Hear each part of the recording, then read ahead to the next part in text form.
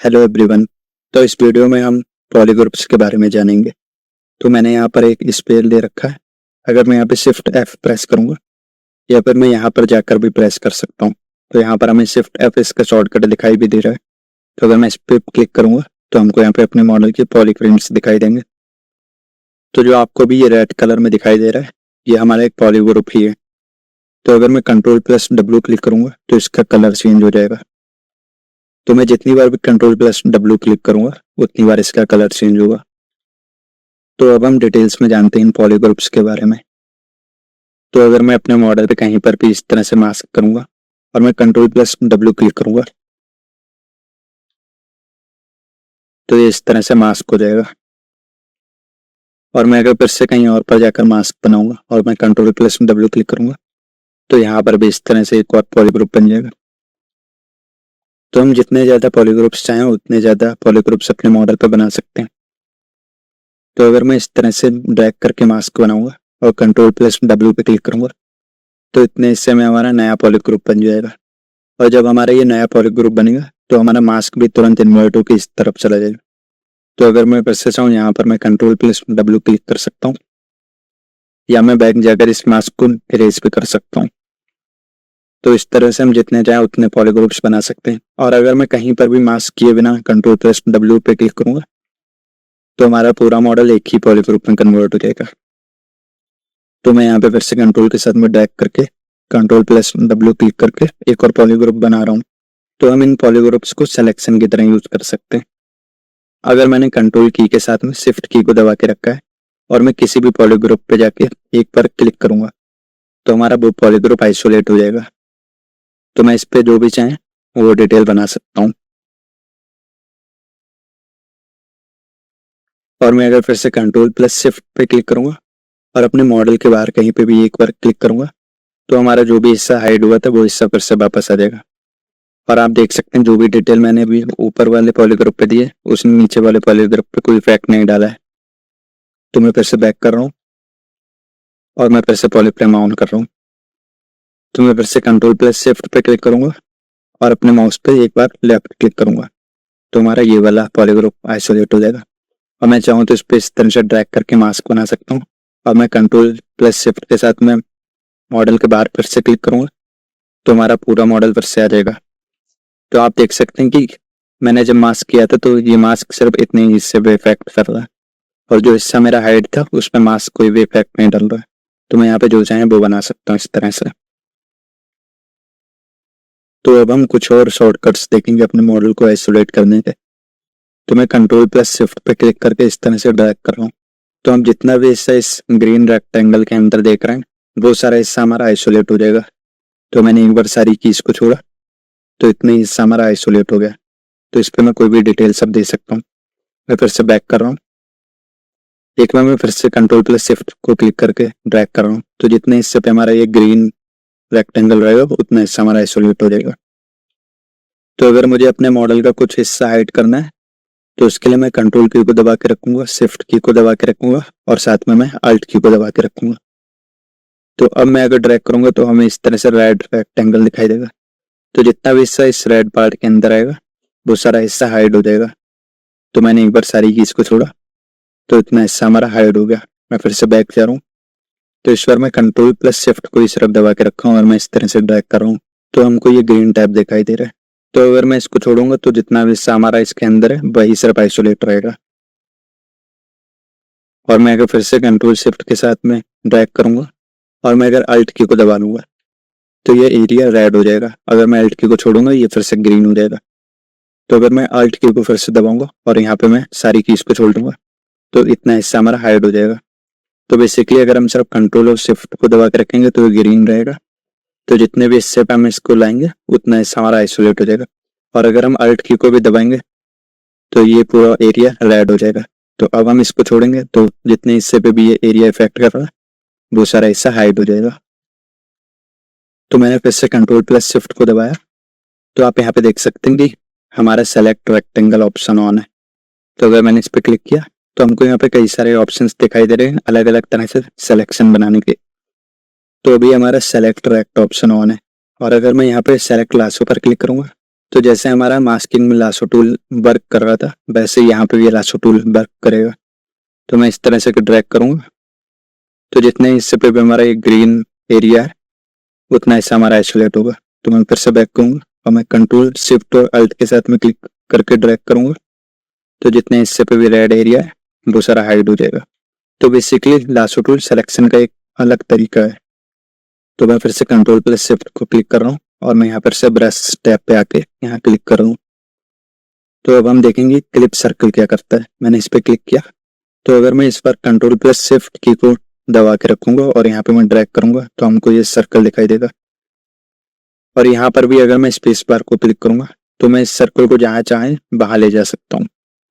तो मैंने यहाँ पे लाके सारी कीज को छोड़ दिया, तो आप देख सकते हैं कि मॉडल का सारा हिस्सा गायब हो गया है। तो क्लिप सर्कल ने ये किया है कि हमारे इतने हिस्से को तो यहाँ पे रखा है जितने पे हमने सर्कल से इस तरह से ड्रैग किया था, और बाकी हिस्से को इसने इस बार ना तो हाइड किया है और ना ही डिलीट किया, बल्कि इसने बाकी के हिस्से को यहाँ पे पूरा क्लिप कर दिया है। तो अगर मैं इस मॉडल को यहाँ पे रोटेट करूंगा तो आप देख सकते हैं कि पूरा सर्कल यहाँ पे क्लिप हो गया है। तो मैं फिर से बैक करता हूँ और एक बार मैं फिर से यहाँ पे इस तरह से सर्कल बना रहा हूँ। तो इस बार जितना भी हिस्सा ऊपर था वो सारा हिस्सा नीचे आके यहाँ पे क्लिप हो गया है, जैसा कि आप यहाँ पे देख सकते हैं। वैसे मैं बैक कर रहा हूँ और मैं फिर से कंट्रोल प्लस शिफ्ट को दबा के ब्रश पे जा रहा हूँ। तो इस बार मैं क्लिप सर्कल सेंटर पे क्लिक कर रहा हूँ। तो यहाँ पे अगर मैं ड्रैग कर रहा हूँ तो आप देख सकते हैं हमारे पास एक परफेक्ट सर्कल बनता हुआ दिख रहा है, और मैं इसको छोड़ूंगा तो ये भी क्लिप सर्कल ब्रश की तरह हमारे बाकी के मॉडल को क्लिप कर दे रहा है ऊपर। तो मैं फिर से बैक कर रहा हूँ, तो अगर मैं फिर से शिफ्ट टैब पे क्लिक करके यहाँ पे जा रहा हूँ तो क्लिप सर्कल और क्लिप सर्कल सेंटर में बस यही अंतर है कि अगर मैं क्लिप सर्कल सेंटर पे क्लिक कर रहा हूँ तो ये हमको पूरा सर्कल बना के दे रहा है, और वहीं मैं अगर सिर्फ क्लिप सर्कल पे क्लिक कर रहा हूँ तो क्लिप सर्कल हमको थोड़ा फ्रीडम देता है, हम जैसा चाहें वैसा इस सर्कल का शेप चेंज कर सकते हैं। तो मैं फिर से कंट्रोल शिफ्ट क्लिक करके ब्रश पे आ रहा हूँ। तो इस बार अगर हम क्लिप कर्व पे क्लिक करेंगे तो क्लिप कर्व भी हमारे मॉडल को क्लिप करता है। तो यहाँ पे मैं इस तरह से ड्रैग करूंगा तो जितना भी एरिया शेडेड साइड में है तो वो क्लिप हो जाएगा। तो मैं सारी कीज को छोड़ूंगा और अब मैं यहाँ पे रोटेट करूंगा तो आप देख सकते हैं हमारा पूरा मॉडल यहाँ पे क्लिप हो गया है। तो मैं बैक करूंगा और मैं फिर से कंट्रोल प्लस शिफ्ट दबाऊंगा और यहाँ पे मैं इस तरह से ड्रैग करूंगा, और अगर मैं एक बार अल्ट को दबाऊंगा तो हमारा कर्व इस तरह से हो जाएगा। अगर मैं फिर से अल्ट पे क्लिक करूंगा तो ये फिर से इस तरह से हो जाएगा, और मैं इसको तो छोड़ूंगा तो हमारा मॉडल क्लिप हो जाएगा। तो मैं फिर से कंट्रोल शिफ्ट पे क्लिक करके यहाँ पे ड्रैग कर रहा हूँ और इस पर मैं 2 बार अल्ट को दबाऊंगा तो इस पर हमारा कर्व बिल्कुल शार्प एंगल्स पे मुड़ रहा है। तो मैं फिर से 2 बार अल्ट को दबाऊंगा और इस तरह से ड्रैग करूंगा तो ये फिर से एक शार्प एंगल पे मुड़ गया है, और वहीं में अगर एक बार अल्ट दबाऊंगा तो इस तरह से कर्व होगा। तो मैं अगर फिर से सारी कीज को छोड़ूंगा तो हमारे मॉडल का जितना भी हिस्सा शेडेड एरिया में है, जैसे कि आप इस पूरे कर्व पे देख सकते हैं कि शेडेड एरिया आपको दिखाई दे रहा है, तो वो सारा एरिया क्लिप हो जाएगा। तो मैं फिर से बैक आ गया, तो इस बार मैं फिर से ब्रश पे जाके नाइफ सर्कल ब्रश पे क्लिक करूंगा। तो अब मैं यहाँ पे अगर इस तरह से ड्रैग करके छोड़ूंगा तो इस बार जितना एरिया भी हमारे उस सर्कल के अंदर था वो इस बार डिलीट हो गया, और मॉडल को फिल करने के लिए नाइफ सर्कल ने यहाँ पे हमें अपने हिसाब से कुछ एजेस दे दिए जैसा आप यहाँ पे देख सकते हैं। तो मैं फिर से बैक जा रहा हूँ और मैं यहाँ पर इस बार नाइफ सर्कल से ड्रैग करूंगा। तो फिर से आप देख सकते हैं कि नाइफ सर्कल हमारे मॉडल को ट्रिम नहीं कर रहा बल्कि हमें एक नया पॉलीग्रुप बना के दे रहा है जिसके एज लूप्स इस तरह से इवन क्वाड्स में है। तो मैं फिर से बैक जा रहा हूँ, तो इस पर मैं यहाँ पर आके नाइफ कर्व पर क्लिक कर रहा हूँ। तो मैंने जब नाइफ कर्व पे क्लिक किया है और मैं यहाँ पे इस तरह से ड्रैग करके छोड़ूंगा तो इस बार भी मॉडल का इतना हिस्सा डिलीट हो गया, और इसने भी यहाँ पे हमें अपने हिसाब से पॉलिश बना के देती है। फिर से मैं बैक कर रहा हूँ, तो इस बार मैं नाइफ लासो पर क्लिक कर रहा हूँ। तो अब मैं अगर अपने मॉडल पे यहाँ पे ड्रॉ करूंगा तो मैं जैसा चाहे वैसा शेप बना सकता हूँ, और जब मैं यहाँ पे इस तरह से छोड़ दूंगा तो मॉडल का उतना हिस्सा डिलीट हो जाएगा और हमको यहाँ पे इस तरह से नए पॉली लूप्स मिल जाएंगे। तो मैं फिर से यहाँ पे बैक कर रहा हूँ, तो मैं यहाँ फिर से ब्रशेस में जाके स्लाइस कर्व पर क्लिक कर रहा हूँ। तो अगर मैं स्लाइस कर्व से इस तरह से ड्रैग करूंगा तो हमारे मॉडल का जितना एरिया भी इस कर्व के शेडेड एरिया के साइड में उसका पॉलीग्रुप चेंज हो जाएगा।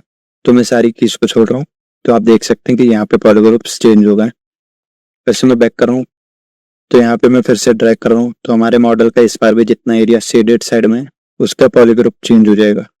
तो मैं फिर से यहाँ पे ब्रशेस पे जा रहा हूँ और मैं स्लाइस रेक्ट पे क्लिक करके यहाँ पे ड्रैग कर रहा हूँ, तो आप देख सकते हैं कि इसका पॉलीग्रुप चेंज हो गया।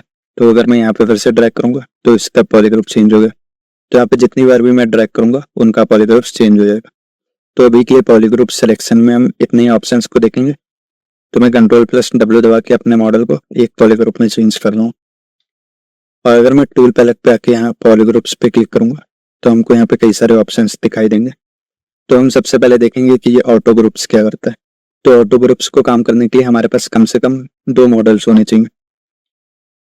तो यहाँ पे मैं गिज़्मो टूल लूंगा और कंट्रोल की को दबा के रखूंगा और यहाँ पे इस तरह से ड्रैग करूंगा, तो हमारे मॉडल का एक डुप्लीकेट हो जाएगा।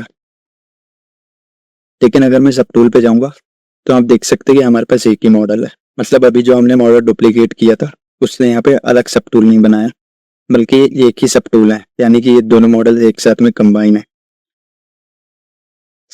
तो मैं फिर से पॉलीग्रुप्स पे आऊंगा और ऑटो ग्रुप्स पे क्लिक करूंगा। तो ऑटो ग्रुप्स क्या करता है कि हमारे जितने भी मॉडल्स एक साथ में कंबाइन होते हैं उन सबको अलग अलग पॉलीग्रुप्स देता है। तो अगर मैं फिर से W दबाऊंगा और कंट्रोल की को प्रेस करके रखूंगा और इसको इस तरह से ड्रैग करूंगा और मैं फिर यहाँ पे क्लिक करके फिर से ड्रॉ मोड में आ जाऊंगा और कंट्रोल के साथ ड्रैग करके मास्क को हटाऊंगा। तो जब भी मैं Ctrl+W क्लिक करता हूँ तो जितने भी मॉडल्स हमारे कंबाइन है सबको एक ही पॉलीग्रुप मिलता है। तो अगर मैं Ctrl+W क्लिक करता हूँ तो सारे मॉडल्स पे एक ही पॉलीग्रुप जाता है।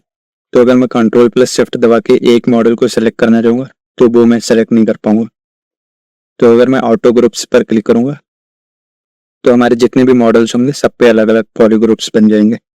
तो अगर अब मैं आइसोलेट करूंगा तो मैं इन मॉडल्स को आइसोलेट कर सकता हूँ। तो मैं फिर से बैक जा रहा हूँ।